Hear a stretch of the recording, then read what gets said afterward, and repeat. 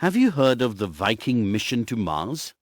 The National Aeronautics and Space Administration's NASA Viking mission to Mars was composed of two spacecraft, Viking 1 and Viking 2, each consisting of an orbiter and a lander.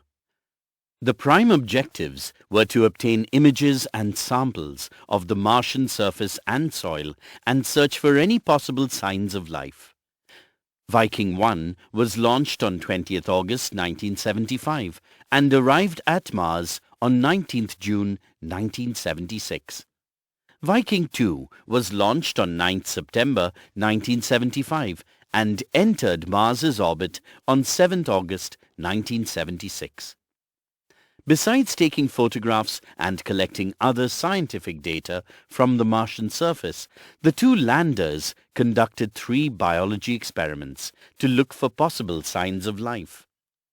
As of now, there is no clear evidence of the presence of living microorganisms in the soil near the landing sites. Now read the story. Tillu, how often have you been told not to go that way? But why does Daddy go there every day? Because that's his job, Tillu. That way was an underground passage.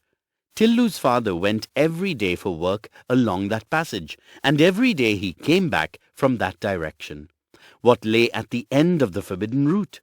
Not only Tillu, but a great majority of the community would have liked to know. Tillu's father was one of the select few permitted to go that way. The above conversation invariably took place between Tillu and his mother whenever he insisted on following his father. Today, however, was different. Tillu's father was enjoying a siesta at home, and Tillu managed to get hold of his security card. Then, evading his mother's watchful eye, Tillu made his way to the forbidden passage.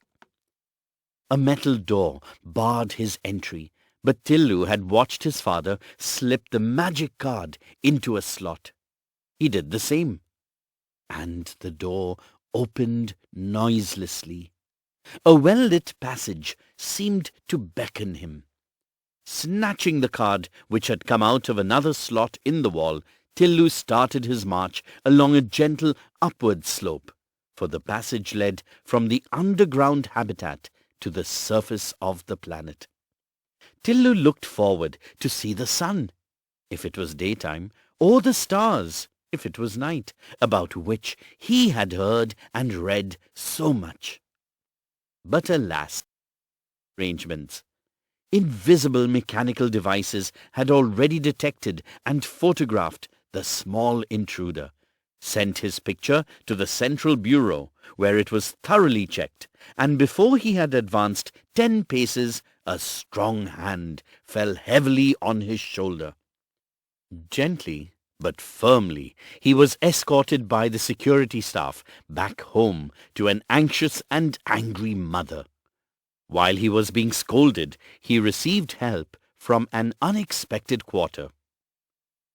"Let me explain to him," said his father, who had just got up. "If he is properly briefed, he will not do such a thing again." He started to explain. "Listen, Tillu. I work on a surface where an ordinary person cannot survive, because the air is too thin to breathe, and where the temperature is so low that you would freeze to death." "But Daddy, how do you manage to survive?" "Because I go well equipped in a special suit with a reservoir of oxygen. I can keep warm, and my boots are specially designed to make it easy for me to walk on the surface. What's more, I've been trained to survive and work on the surface." There was a time when our forefathers lived on the surface quite naturally. Indeed, they did so for millions of years. But times changed. The very sun which had provided us with sustenance turned hostile. It changed only slight, but the change was sufficient to upset the balance of nature on this planet. First, the birds became extinct. The animals followed. The fish couldn't bear it anymore either. We managed to survive only because of our superior technology, but we were forced to live underground under artificial conditions. Thanks to solar energy, we can generate sufficient power to make our life comfortable. But the machines which make this possible must always be in good working condition. Some of them are on the surface. I belong to the team whose responsibility it is to keep watch on them and to service them. Next day, when Tillu's father went to work, he found the control room full of excitement. People were crowded around the big TV screen. It showed a dot in an otherwise clear background. It isn't a star, for it's changing its position. Our computer has given a trajectory for this thing. It's heading towards us, the supervisor of the last shift explained. A spacecraft? Tillu's father asked. By now he was joined by his teammates on the new shift. So we think, but it needs watching. A spacecraft? Where from? The solar system wasn't known to have any life anywhere else except on their planet. Tillu's father recalled the ancient days recorded in the archives at the Central Bureau, when their ancestors had a well-developed space program and had searched the solar system with manned and unmanned spacecraft and found that they were indeed alone. Now, in the days of energy shortage and underground life, they had no space program. They could only watch impotently from their vantage point. Who were these strangers? The conference room in the Central Bureau was so quiet that an outsider would have thought it was empty. Far from it. It was full to capacity. But the members of the Central Committee were unusually quiet. They knew that the President was going to make a momentous announcement. Colleagues, I will give you the report as I have it. While I speak, there may be a change in the situation. The President paused to get his papers in order and then continued. 2 spacecrafts are approaching us. One is in fact orbiting our planet, while the other is still far away. We guess that they are coming from our neighboring planet. How should we react? Number 1. Your views, please. Number 1 was in charge of defense. He was known for his courage and wisdom.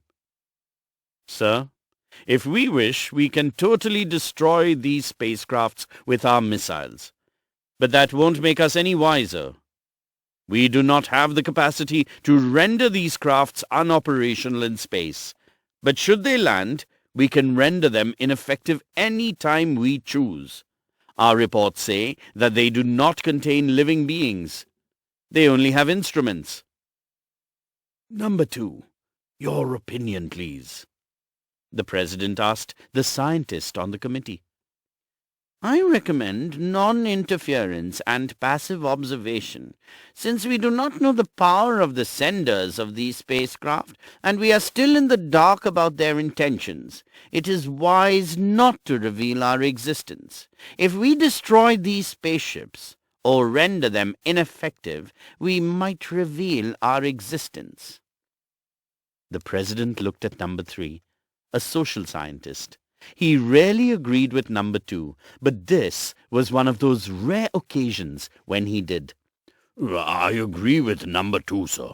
In fact, I will go so far as to say that we should keep our surface activities to the minimum, thus creating the impression that there's no life on this planet. Fortunately, our surface conditions do give that impression. Before the President could speak, his personal telephone rang. He lifted the receiver and listened quietly for a minute. Colleagues, he announced, the first spacecraft has landed. It was a red-letter day in Tillu's life, the day he was waiting for his father had at last taken him to the control room. From here, he could see the alien spacecraft on his TV screen. What a funny-looking thing, Daddy. What does it contain? Tillu asked. His father shook his head. Can't say for sure. We are only allowed to observe it from far. But we control all its parts, and can exercise our power if it is up to any mischief. He pointed to an impressive panel with several colored buttons on it. Tillu looked at them wistfully. Look, it's up to something, Daddy. Tillu suddenly noted some movement in the spacecraft. Others in the control room saw it too. All eyes were now glued to the screen. A mechanical hand was emerging from the spacecraft. It was approaching the surface of the planet. It bent and touched the soil. What was it up to? People crowded towards the screen for a closer look. The telescopic lens of the TV camera zoomed in to the tip of the mechanical hand.